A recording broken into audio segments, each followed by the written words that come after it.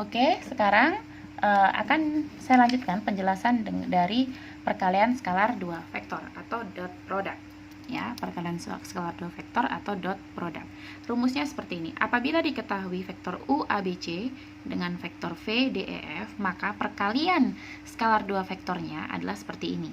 Pakai titik, namanya juga dot ya, perkalian yang menggunakan titik. Vektor U kali vektor V, hasilnya ya berarti gini, A kali D tambah B kali E tambah C kali F. Mudah ya. Jadi contoh, vektor A 23, vektor B min 3, 1. Tentukan A kali B, A kali 2A kurang B. Mudah. A kali B berarti 23 kali min 3, 1. Berarti 2 kali min 3 tambah 3 kali 1. Min 6 tambah 3, hasilnya min 3. Kalau yang gini gimana? Vektor A kali 2 vektor A kurang vektor B. Berarti caranya adalah kita cari dulu Oke, caranya adalah kita cari dulu ini 2 vektor A kurang vektor B. Ini kita cari dulu 2 vektor A kurang vektor B. Berarti ya 2 dikali vektor A dikurang vektor B. Seperti biasa, kalikan dulu yang ini, baru kurangkan dapat 75. Nah, setelah itu baru kita kalikan dengan A. Hasil ini 75 kali dengan A. A-nya 23, 75 dari sini kalikan seperti yang atas dapat 29. Ini perkalian skalar 2 vektor dot product. Gampang. Nah, sekarang bagaimana dengan seperti ini? Jika diketahui perkaliannya itu melibatkan perkalian tapi melibatkan sudut ya. Kalau ini kan perkalian biasa, tidak melibatkan sudut. Nah, di sini misal ada vektor B yang merah ini, garis merah. Lalu ini vektor A, dan ternyata dua vektor ini membentuk sudut theta. Nah, berarti bagaimana nih? Nah, berarti perkaliannya menjadi gini. Panjang vektor A dikali panjang vektor B dikali cos theta. Contohnya, diketahui di sini vektor A min 34, vektor B akar 31. Jika sudut antara vektor A dan vektor B 60 derajat, berarti ini tetanya 60 derajat ya. Maka perkalian antara vektor A dan vektor B bagaimana? Nah, kita kalikan. Oke. Nah, di sini vektor A kali vektor B berarti rumusnya kan ini toh. Nah, panjang vektor A sama vektor B dikalikan kali cos theta. Nah, sekarang kita cari dulu nih panjang vektor A. Rumusnya gimana? Ya, seperti yang sudah dipelajari di video sebelumnya. Berarti karena vektor A itu min 34, berarti min 3 kuadrat tambah 4 kuadrat dapat panjang vektor A 5. Dan di sini panjang vektor B dengan cara yang sama dapat 2. Berarti 5 kali 2 cos 60 derajat. 5 kali 2, 10. Cos 60 berapa? Ingat sudut istimewa, trigonometri, setengah. 10 kali setengah, 5. Dapat deng A kali B-nya 5. Nanti ada soal, ini kan soal perkalian 2 vektor, skalar 2 vektor atau dot product yang diketahui sudut tapi ditanya A kali B. Bagaimana kalau ditanyanya yang sudutnya, tetanya atau cos theta? Nah, itu ada lagi caranya.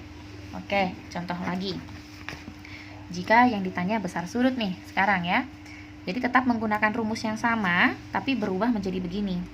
Kalau vektor A kali vektor B cos theta itu sama dengan vektor A kali vektor B, maka cos theta itu kan vektor A kali vektor B per panjang vektor A kali vektor B, gitu kan. Sama halnya kayak 3 kali 2 itu sama dengan 6. Berarti posisi cos theta kan 2 nih.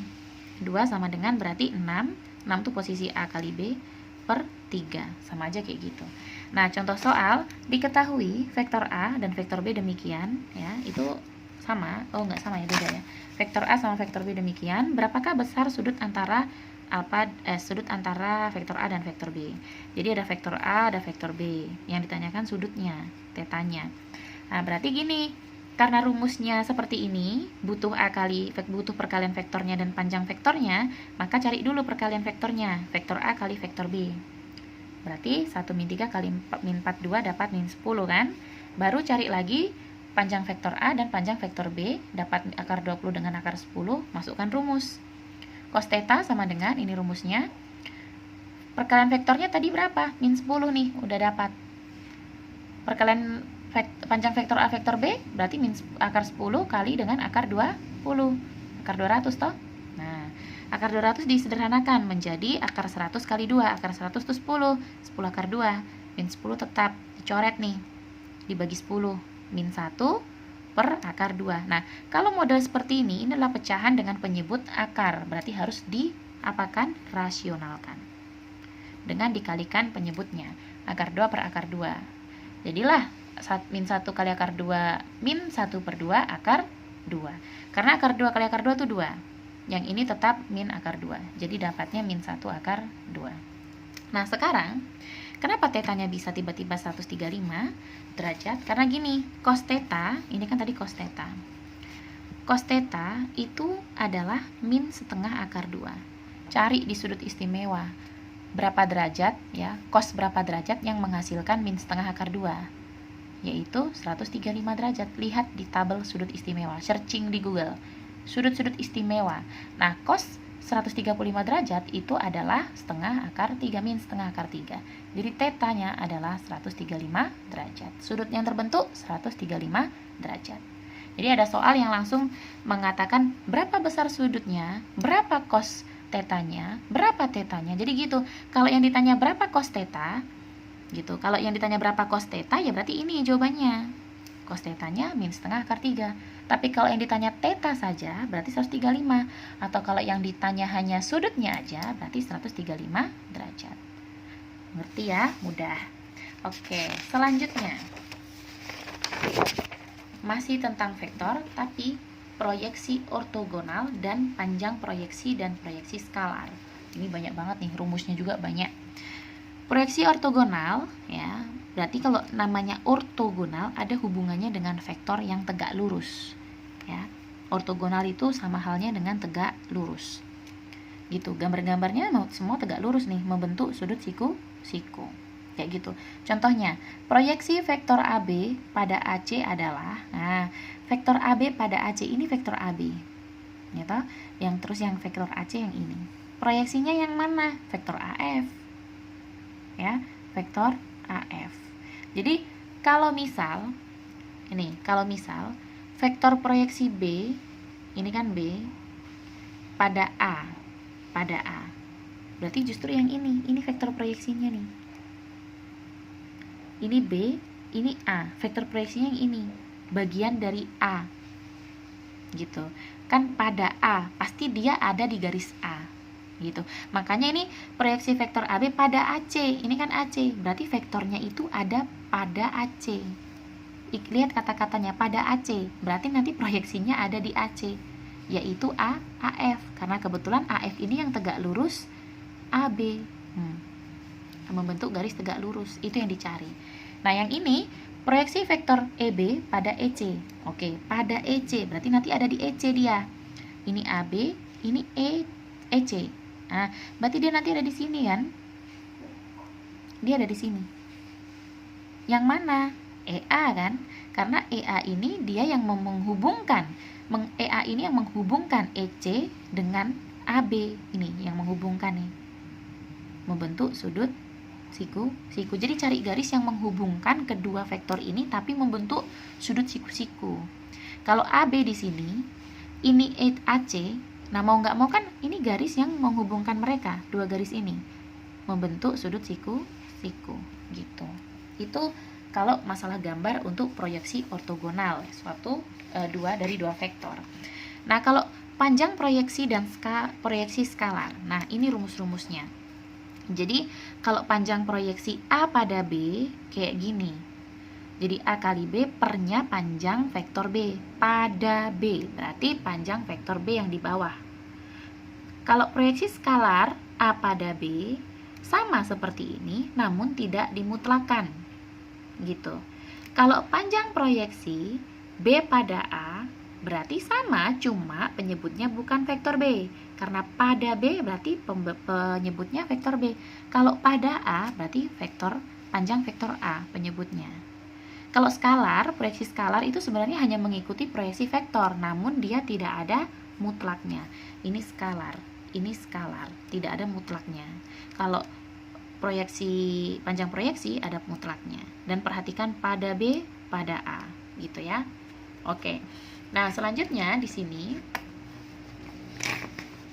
Contohnya, diketahui vektor U seperti ini yang merah, vektor V yang biru, ya, vektor U dan V. Oh, ini U yang ini, yang hitam nih U, ini V yang merah. Kalau dilihat dari sini, itu kan skalar ini jelas garis yang menghubungkan, proyeksi vektor yang menghubungkan itu adalah yang ini kan. Karena garis hijau ini yang menghubungkan antara vektor U dan V membentuk sudut siku. Karena ortogonal kan.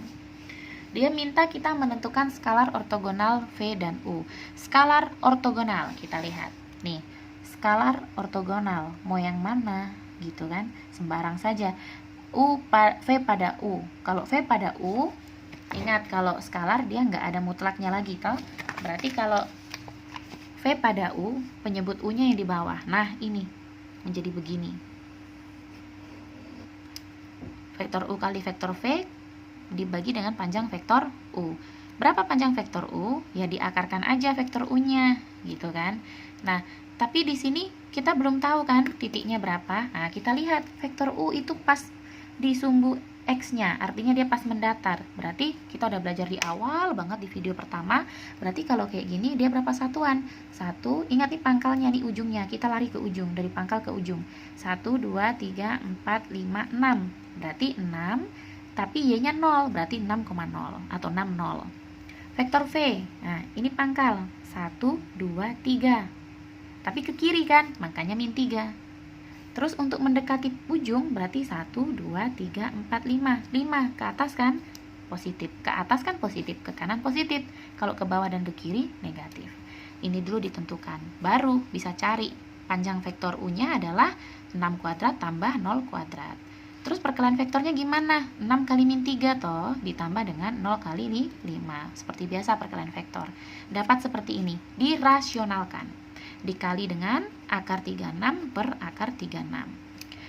Min 18 akar 36 per, oh sorry, ini nggak perlu dirasionalkan. Kok dirasionalkan? Ini akar 36 langsung aja 6 ya. Ini akar 36 6. Berarti min 18 per 6 adalah min 3. Dapat proyeksi skalar antara vektor, proyeksi skalar ortogonal vektor V dan vektor U adalah min 3. Nah, sekarang bagaimana dengan panjang proyeksi vektor V pada U? Kalau pada U, berarti nanti panjang vektor U untuk penyebut. Tapi karena dia panjang proyeksi, maka harus dimutlakan kembali. Seperti ini.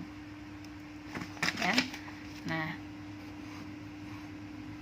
U kali V-nya bagaimana? Ingat dalam bentuk mutlak ya. Kan ini tadi sudah dicari nih. U kali V per panjang vektor U sudah dicari nih. Dapatnya min 3. Berarti tinggal nilai mutlak dari min 3. Dapat 3. Nilai mutlak kan selalu bernilai positif. Mungkin begitu saja ya contohnya. Jadi di sini sebenarnya ada lagi contoh, nanti dicek-cek aja lagi. Jadi kurang lebih semua masalah vektor sudah saya jelaskan. Insya Allah mengerti ya. Dan nanti akan ada soal yang harus kalian kerjakan. Jadi sabar untuk mengulang-ulang videonya. Oke.